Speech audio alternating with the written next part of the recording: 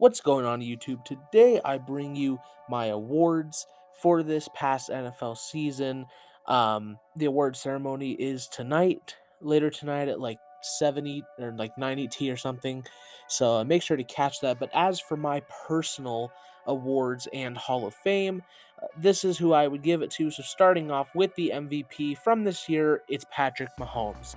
The Chiefs somehow got better without Tyreek Hill, and it really just showed how incredible Patrick Mahomes is. The fact that he can really spread around the ball the way he can, the incredible plays that he does make on a consistent basis.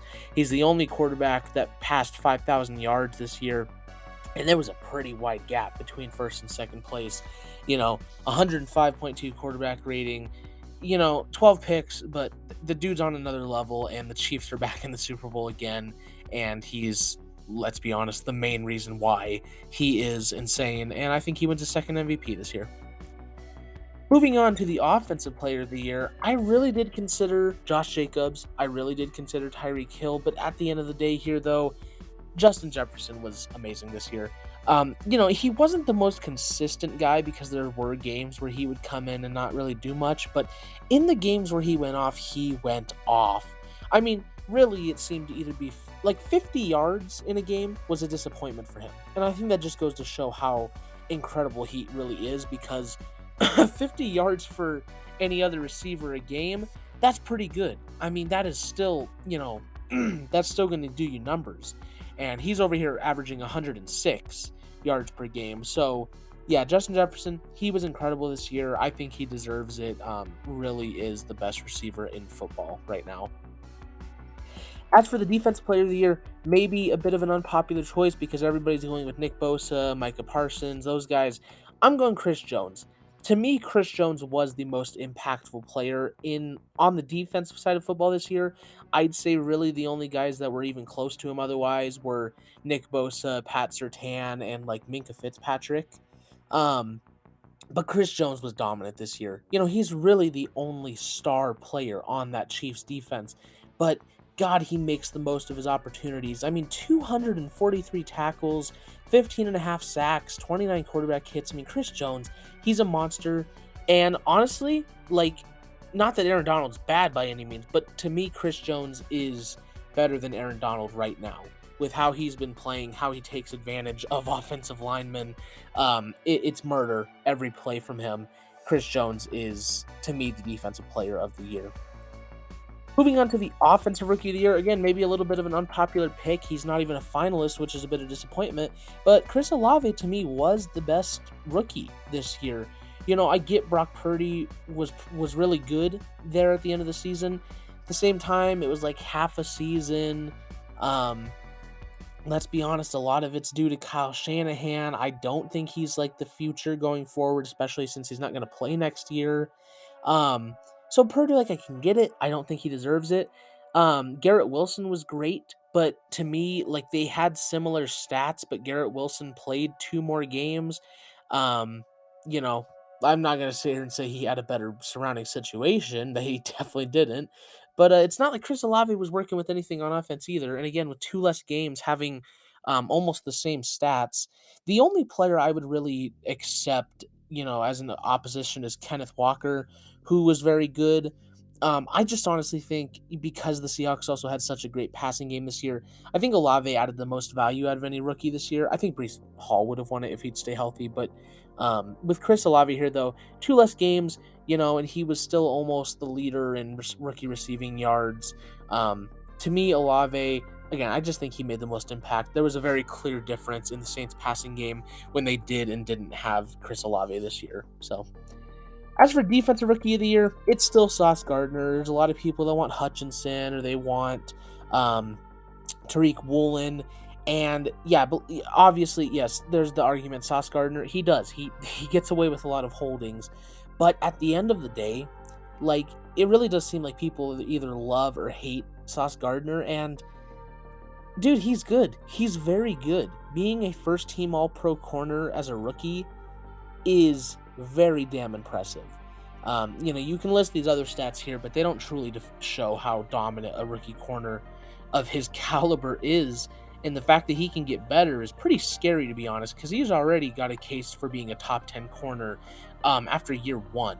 So we really could be looking at a guy who really could be a dominant corner through his career because, yeah, just be able to come in this year as a rookie and play so well. Because, again, it's like you can't really show how well corners play through stats. Um, he was shut down. Yes, he got away with holdings. Every corner does. He was shut down. To me, he is the obvious choice for Defensive Rookie of the Year. Then for Coach of the Year, I got Brian DeBull. There's a lot of also apparently it's Dable. I don't know. I'd say DeBull. Um, anyways, Brian Dable. For me is the Coach of the Year. There's a lot of good candidates and stuff. Nick Sirianni did great with the Eagles this year. Andy Reid's always in conversation. There's a lot of guys obviously, but as far as Dable, being a first-year coach of the New York Giants, taking them to the playoffs, winning a playoff game with Daniel Jones. And at that, he made Daniel Jones look good. I fully believe that Daniel Jones played well this year as a product of Dable. You go get this offense some receivers and let that offensive line develop. We're looking at an offense that in a year or two could be top 10 in the league. Along with the defense that's getting better as well. Yeah, to me, Dable, I mean, he was my number one coaching hire from last year. I would have wanted him for anyone because the dude's incredible at developing talent, especially quarterback talent, the way he fixed Daniel Jones. I mean, really, and led a Giants team to a playoff win in his first year. That's just insane. And so to me, while there's a lot of great options, Dable, he wins it for me. My comeback player of the year is going to be another Giant, Saquon Barkley. And you could go Geno, you could go Derrick Henry. To me, I don't understand Geno winning it. Like, I view this award as someone coming back from injuries or like crazy instances, whatever. I don't know what the word I'm looking for is. Geno Smith didn't come back from anything. He just got an opportunity to be coached by one of the best offensive minds in the league. I don't get what he came back from, being a bench warmer. So, like, I don't really even want to say I get it because I don't. I don't understand why people have him winning it. If anything, maybe the award should go to DeMar Hamlin, but it seems like he's going to come back next year, so seems like the pretty obvious choice for next year, DeMar. But as far as this year, Derrick Henry had a fantastic year, sure. But it's not like he was bad last year before the injury or anything. Whereas with Saquon, for a couple years now, he's had injuries, and we've started to doubt, like, was he worth the pick? Is he really that good? What's the case with Saquon? What happens to them? And he came back this year, and after it being like 3 years since we'd last seen Saquon as this elite running back, he doesn't come back and put up 2K yards or anything. But his stats are nothing to gawk at, and it's not like he was the main focus. I mean, really, he wasn't, right? Saquon was not the carrying the offense or anything. So the fact that he wasn't the focus and still had such an amazing year, because it wasn't a case of, well, now the focus is the offense. It's like he's not stat padding. They were winning games, and he was a part of it. He very much attributed. He had a great year. And after a couple down years coming back, I think he should win it. I think he's the deserving guy. So my comeback player, Saquon Barkley. My assistant coach of the year is going to be DeMeco Ryans. And it felt pretty obvious to me. I mean, I thought of Ken Dorsey. I thought of Ahiro Evero. But DeMeco Ryans just did wonders with the defense. By far and away the best defense in football this year. 300.6 yards per game allowed. That is the number one in the NFL. 16.3 points per game allowed. That is by far the number one. He's already been hired as the head coach of the Texans because he's very well respected. He's a very brilliant mind. And yeah, dude, he led an incredible defense there in San Francisco with, like, let's be honest, besides Nick Bosa and Fred Warner, and I think linebackers are very, play calling dependent. Like, there's not a whole ton of like star talent there. He's just really, really good at using defenses in the right way and developing defensive linemen and getting his secondaries to play to their strengths and stuff. Like at the end of the day, he's the leader of that defense and he just did wonders with it. So to me, the easy choice for assistant coach of the year. And then last but not least, my Hall of Fame class. And these top two guys can't get in, but the other five regular guys can still get in. We'll see what happens.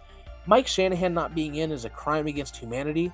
His systems are still used to this day. He started the Shanahan tree. Um, you know, a two-time Super Bowl champion, back to back at that. Coaching John Elway, Terrell Davis, Shannon Sharp, Rod Smith.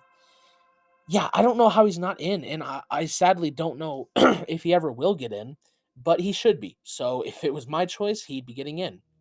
Bob Kuchenberg, I think that's how you say it, for the Dolphins, sadly passed away now. Should have been in a while ago. Really one of the premier linemen of his time and kind of a forgotten name. I hope he gets in because he really does deserve it. And then as far as the modern turn guys, Darrelle Revis, Joe Thomas, first ballot to me. Darrelle Revis, I would say, the best corner of the 2010s. I might just be forgetting someone right now, but there's very few guys you can truthfully say were better than Darrelle Revis. Maybe Richard Sherman, maybe Patrick Peterson, but Darrelle Revis just easily deserves to get in. And same with Joe Thomas. It's hard to think of many tackles that were better than him in his career. Again, it's like maybe you can say like Tyron Smith for a little bit. It's hard to come up with, and I would say Joe Thomas was the best tackle of his era. So easy first ballot choices there. DeMarcus Ware, I don't know how he didn't get in last year. The dude was a beast for Dallas, and he was a beast for Denver. He's like a 9-time Pro Bowler. I think he has like 4 to 6 first-team All-Pros. Yeah, I have no idea how they selected freaking Bryant and the other dude last year over him, because they're not better than DeMarcus Ware. Jared Allen, again, it's just weird to me that this is his 3rd year and he's still not in. Like, he to me should have been a first ballot guy. I don't get it. He was a very good pass rusher and was good for pretty much his entire career wherever he went. So I don't know how he's not in. And then another one here where it's just kind of outrageous that he's not, Rondé Barber, who was a very shutdown corner for a long time, especially in Tampa Bay. I'm actually trying to remember if he played outside of Tampa Bay, but at least for sure in Tampa, shutdown corner. I don't know how he's not in. So I hope these guys get in. These are all my first choices, like the 5 guys that need to get in this year. Just to bring it up, I don't like this format of the Hall of Fame. I think it should just be like a mixture of basketball and baseball. Like, get 100 guys, credible guys, and then have them vote when a player retires. And if they get like 70 votes yes, let them in. Because this is kind of dumb, because you let guys like Thomas Bryant in, or not, I'm forgetting his name. I'm not even familiar with him all that well, in over DeMarcus Ware and Jared Allen and Rondé Barber. So yeah, that's my little spiel. But that's going to be my Hall of Fame and award ceremony for this year. Let me know down below, who's your MVP? Who would you put in the Hall of Fame? And we'll see what happens tonight. But yeah, thank you guys so much for watching. And video is coming soon, like always. I got a 2003 redraft coming, so stay tuned for that. And I will see all you guys in that video. Thanks for watching. Bye.